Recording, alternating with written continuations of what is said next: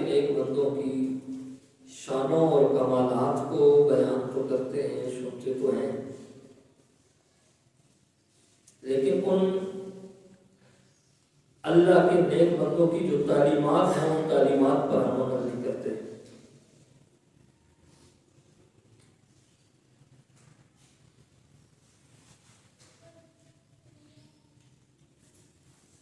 غوث اعظم رضی اللہ تعالی عنہ آپ حضور کریم نبی صلی اللہ علیہ وآلہ وسلم کی امت کی اولیاء کاملین کے سردار ہیں۔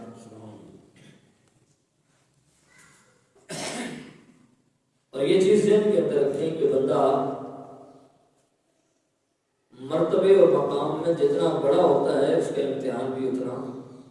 بڑا ہوتا ہے۔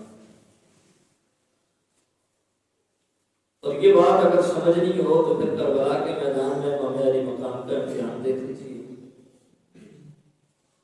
کہ حضور علیہ السلام نے فرمایا کہ ان الحسن والحسین سیدا شباب اہل الجنہ،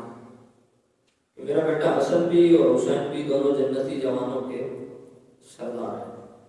تو مرتبہ اتنا بڑا کہ اللہ نے جنت کی جوانوں کا سردار بنا دیا، حضور علیہ السلام نے اس کی خوشخبری بھی دی۔ اور جب جنتی جوانوں کی سرداری مل گئی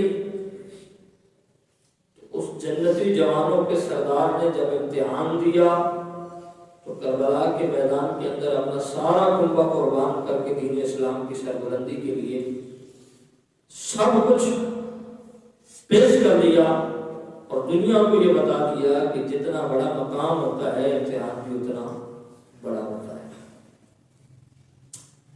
تو سیدنا غوث پاک رضی اللہ تعالی عنہ آپ کو اللہ نے یہ مقام عطا فرمایا، اولیاء کاملین اور علماء کرام اس چیز کو بیان فرماتے ہیں کہ غوث اعظم درمیان اولیاء جو محمد درمیان انبیاء کے غوث اعظم رضی اللہ تعالی عنہ کا وہی مرتبہ اور وہی مقام اولیاء کے اندر ہے جیسا مقام حضور علیہ السلام کا نبیوں کے اندر ہے۔ اس کو آپ اس اینگل سے زاویے سے تو دیکھتے ہیں کہ جس طرح شان اور عظمت کے اعتبار سے کوئی نبی حضور کا مقابلہ نہیں کر سکتا، اسی طرح عظمت اور مقام کے اعتبار سے کوئی غوث اعظم کا مقابلہ بھی نہیں کر سکتا۔ جس طرح حسن و جمال کے اندر کوئی آمنہ کے لال کا ثانی نہیں ہے، اسی طرح غوث اعظم کا بھی کوئی ہم پلہ اور ہم مثل نہیں ہے۔ لیکن ایک اور چیز وہ یہ کہ جس طرح حضور کی ساری زندگی قرآن ہے اور ام المومنین سیدہ کائنات سیدہ عائشہ صدیقہ رضی اللہ تعالی عنہا آپ فرماتی ہیں جب حضور کے اخلاق کے بارے میں، حضور علیہ السلام کے کردار کے بارے میں آپ سے پوچھا گیا تو ام المومنین نے جو جواب ارشاد فرمایا، آپ نے فرمایا کان خلق القرآن، جو کچھ قرآن کے اندر ہے وہی میرے محبوب کی اخلاق ہے۔ میرے محبوب کا بولنا قرآن کی روشنی میں، حضور کا چلنا قرآن کی روشنی میں، حضور کا ہر عمل قرآن کی روشنی میں ہے۔ فرمایا اگر میرے محبوب کی اخلاق دیکھنا چاہتے ہو تو قرآن دیکھ لو، جو کچھ قرآن کے اندر ہے وہی آمنہ کے لال کی اخلاق ہے۔ اور غوث اعظم چونکہ حضور علیہ السلام کے نائب ہیں، حضور کی سیرت و کردار اور آپ کی سیرت و صورت کی مجسم تصویر ہے غوث اعظم، اسی طرح غوث اعظم رضی اللہ تعالی عنہ کا کردار بھی قرآن کے کردار سے ملتا ہے۔ آپ کا سارا کردار، آپ کی ساری سیرت قرآن کی روشنی کے مطابق ہے، قرآن کی ہدایات اور قرآن کے احکامات کے مطابق ہے، کیونکہ آپ میرے کریم نبی صلی اللہ علیہ وآلہ وسلم کے نائب ہیں اور آپ کو وہی اولیاء کو مرتبہ حاصل ہے، جو نبیوں میں حضور کو مرتبہ حاصل ہے، تو جس طرح حضور نے ساری زندگی تعلیمات قرآن پر عمل کر کے بلکہ خود قرآن بن کے دکھایا ہے، اسی طرح حضرت غوث اعظم رضی اللہ تعالیٰ عنہ کی ساری زندگی کے اندر یا قرآن کی جھلک نظر آتی ہے یا حدیث رسول کی جھلک نظر آتی ہے۔ حضرت سیدنا غوث پاک رضی اللہ تعالیٰ عنہ کا جب وقت وصال قریب آیا، کیونکہ آج ہمیں غوث اعظم کی کرامات سے زیادہ غوث اعظم کی تعلیمات کی ضرورت ہے۔ کرامات غوث اعظم سے زیادہ ہمیں تعلیمات غوث اعظم پر عمل کرنا کی ضروری ہے، اور ہمیں کرامات غوث اعظم دیکھنے کے بجائے تعلیمات غوث اعظم پر نظر ثانی کرنے کی ضرورت ہے، ان پر عمل کرنے کی ضرورت ہے کہ غوث اعظم رضی اللہ تعالیٰ عنہ کی تعلیمات کیا ہیں۔ آپ کے بیٹے حضرت سیدنا عبد الوہاب رضی اللہ تعالیٰ عنہ یہ غوث اعظم کے لفظ ذکر ہیں، آپ کے نور نظر ہیں۔ آپ فرماتے ہیں والد محترم جب بستر حالت پر تھے، بیمار تھے، تو میں والد محترم کے پاس گیا اور کہنے لگا کہ حضور مجھے کوئی نصیحت فرمائیں، آپ کا وقت وصال قریب ہے، آپ دنیا سے پردہ فرما رہے ہیں، تو جاتے ہوئے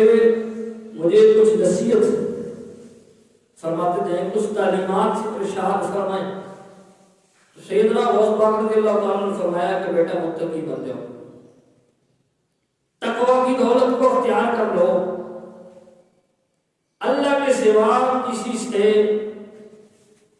ڈرنا نہیں ہے، اور کسی دوسرے سے کسی قسم کی امید مت رکھو، اور اپنی تمام ضروریات کو اللہ کے سپرد کر دو، اس کے بعد کسی پر اعتماد کرنے کی ضرورت ہی نہیں۔ ابھی غوث اعظم رضی اللہ تعالیٰ عنہ اپنے بیٹے حضرت سیدنا عبد الوہاب رضی اللہ تعالیٰ عنہ کو آخری نصیحت فرما رہے ہیں کہ بیٹا متقی بن جاؤ، پرہیزگار، اللہ سے ڈرنے والے، اپنے دل کے اندر خوف خدا پیدا کرنے والے، اور اپنے آپ کو جن کاموں سے اللہ اور اس کے رسول نے منع کیا ہے اس سے روکنے والے، اور جن کا حکم دیا ہے ان کاموں کو کرنے والے بن جاؤ، اور شریعت مطہرہ کی آپ خوبصورت تصویر نظر آؤ۔ یہ غوث اعظم رضی اللہ تعالیٰ اپنے بیٹے کو تعلیم دے رہے ہیں، فرمایا بیٹا متقی بن جاؤ، اور یہ اس وقت دے رہے ہیں جب آپ دنیا سے پردہ فرمانے لگے تھے، جب دنیا سے جا رہے تھے، فرمایا بیٹا میری نصیحت یاد رکھو کہ متقی و پرہیزگار بن جاؤ، اور اللہ کے علاوہ کسی سے مت ڈرو، اللہ کے علاوہ مخلوق سے ڈرنا چھوڑ دو، صرف اور صرف اللہ کا ڈر تمہارے دل کے اندر ہونا چاہیے، صرف خوف خدا تمہارے دل کے اندر ہونا چاہیے، اور اگر یہ خوف خدا ہمارے دل کے اندر پیدا ہو جائے تو ہماری دنیا بھی سنور جائے اور آخرت بھی سنور جائے۔ آج ہم میں سے ہر بندہ مخلوق سے ڈرتا ہے لیکن اللہ سے نہیں ڈرتا۔ اس کی وجہ کیا ہے کہ ہم جب لوگوں میں آتے ہیں تو اپنا کردار اچھا بنا کے آتے ہیں، اپنا لباس اچھا ہوتا ہے، بولنے کا انداز سٹائل بڑا اچھا ہوتا ہے، لیکن جب ہم الگ ہوتے ہیں، جب ہمیں کوئی دیکھنے والا نہیں ہوتا، تو پھر ہمارے بولنے کا انداز، پھر ہمارے لین دین کا انداز، پھر ہمارے اٹھنے بیٹھنے کا انداز وہ ایسا ہوتا ہے کہ جو ہم مخلوق کے سامنے رکھیں تو ہم سے نفرت کریں۔ تو لوگوں کے ڈر سے کہ لوگ برا کہیں گے، ہم ان کے سامنے برا کام نہیں کرتے، لیکن کیا ظلم ہے، کیا ستم ہے کہ وہ رب جہاں لوگ نہیں دیکھتے وہاں بھی دیکھتا ہے، اس کا خوف ہمارے دل کے اندر ہے۔ لوگوں کے سامنے تو برا اس لیے نہیں کرتے کہ لوگ دیکھیں گے اور برا کہیں گے، جہاں لوگ نہیں دیکھتے وہاں برا کرتے ہیں، کیونکہ لوگوں کا ڈر تھا، لوگوں کے دل کے اندر خوف تھا۔ اگر خوف دیکھا تو چاہے ظاہر میں ہوتے یا چھپے ہوتے، چاہے محفل میں ہوتے یا تنہائی میں ہوتے، گناہوں کو ترک کر دیتے، اس لیے کہ اگر مخلوق نہیں دیکھ رہی خالق تو دیکھ رہا ہے۔ اگر لوگوں کو نہیں علم، لوگوں نے نہیں دیکھا، میرے رب نے تو دیکھا ہے۔ جب رب دیکھ رہا ہے تو اس کا مطلب یہ ہوا کہ وہ دیکھے نہ دیکھے ہمیں فرق کوئی نہیں پڑتا، مخلوق نہ دیکھے۔ یہ ہمارے ایمان کی گراوٹ ہے کہ ہم مخلوق سے تو ڈرتے ہیں لیکن اپنے خالق سے نہیں ڈرتے۔ تو غوث اعظم رضی اللہ تعالیٰ عنہ اپنے بیٹے حضرت عبد الوہاب کو یہ تعلیم دے رہے ہیں کہ بیٹا ایک تو وہ تقی اور پرہیزگار بن جاؤ، اور دوسرا مخلوق سے ڈرنا چھوڑ دو، صرف اپنے رب سے ڈرو، صرف اپنے رب سے ڈرو۔ سیدنا فاروق اعظم رضی اللہ تعالیٰ عنہ آپ کے پاس جب وہ روم کے بادشاہ کا قاصد آیا تھا تو حضرت سیدنا فاروق اعظم رضی اللہ تعالیٰ عنہ جنگل کے اندر تنہ تنہا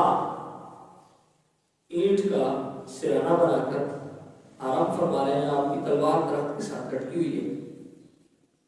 وہ شاہرون کا آنے والا قاصد وہ آیا، اس نے آپ کی تلوار اتار لی، آپ کو جگا کر کہنے لگا کہ آپ کی تلوار میرے ہاتھ میں ہے، میں آپ کو اگر چاہوں تو قتل کر سکتا ہوں، شہید کر سکتا ہوں، آپ کو ڈر نہیں لگتا؟ ہمارے بادشاہ وہ ہزاروں پہرے داریوں کے اندر ہوتے ہیں، ہزاروں انہوں نے پہرے بٹھا رکھے ہوتے ہیں، ہر طرف ان کے سیکیورٹی کرنے کے لیے گارڈ موجود ہوتے ہیں، اور آپ اکیلے ہیں، تنہا ہیں، سو رہے ہیں، تلوار آپ نے درخت کے ساتھ لٹکا رکھی ہے۔ تو گویا فاروق اعظم کا عمل بتا رہا تھا